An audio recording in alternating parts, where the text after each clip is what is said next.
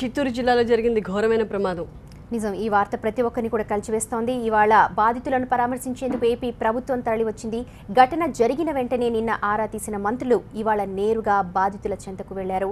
ఆపన్నహస్తం అందించారు. మృతుల కుటుంబాలకు పరిహారం అందించిన లోకేష్ బాధితులను ఆదుకుంటామని భరోసా ఇచ్చారు.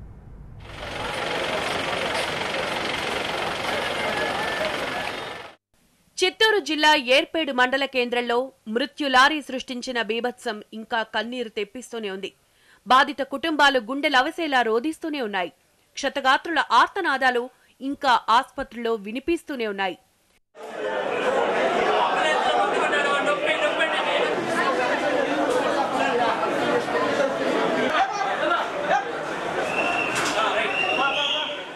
ఈ ఘటనలో మొత్తం 16 మంది చనిపోగా 24 మంది తీవ్రంగా గాయపడ్డారు.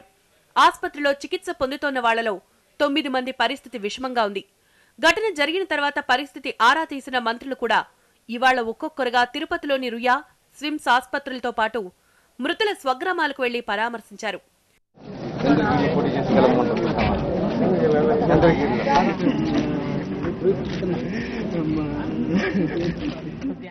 తిరుపతిలోని ఆస్పత్రిలో చికిత్స పొందుతున్న బాధితుల్ని మంత్రి లోకేష్ పరామర్శించారు.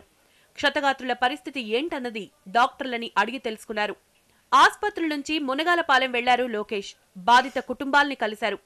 వారికి పూర్తి న్యాయం చేస్తామని హామీ ఇచ్చారు. ఈ ఒక్క ఊరికి చెందిన వాళ్లే 12 మంది ప్రమాదంలో చనిపోయారు. ముసిలిపేట వాసులు మరో 3 చనిపోయారు. వీరి కుటుంబాలకు ఆర్థిక సాయం చేశారు మంత్రి. ఎవరైతే చనిపోయారో అదేవిధంగా ఏ కుటుంబాలు అయితే గాయపడారో వాళ్ళ కుటుంబాలన్నిటికీ ఒక జీవన ఉపాధి కల్పించాలనేది ఒక నిర్ణయం తీసుకున్నాం. ఇది ముఖ్యమంత్రి గారి ఆదేశాలు. రాబోయే రోజుల్లోనే కలెక్టర్ గారితో కూడా కోఆర్డినేట్ చేసి అది నేను ముందలు తీసుకుంటాను. ఇసుక మాఫియా ఆగడాలను అడ్డుకోండని ఫిర్యాదు చేసేందుకు వెళ్లిన రైతులు అనుకోని ప్రమాదంలో ప్రాణాలు కోల్పోయారు. అయితే రాష్ట్రంలో ఇసుక మాఫియా లేదని, ఇసుక అక్రమ రవాణా మాత్రమే ఉందన్నారు మంత్రి లోకేష్. వారిపైన చర్యలు తీసుకుంటామని హామీ ఇచ్చారు.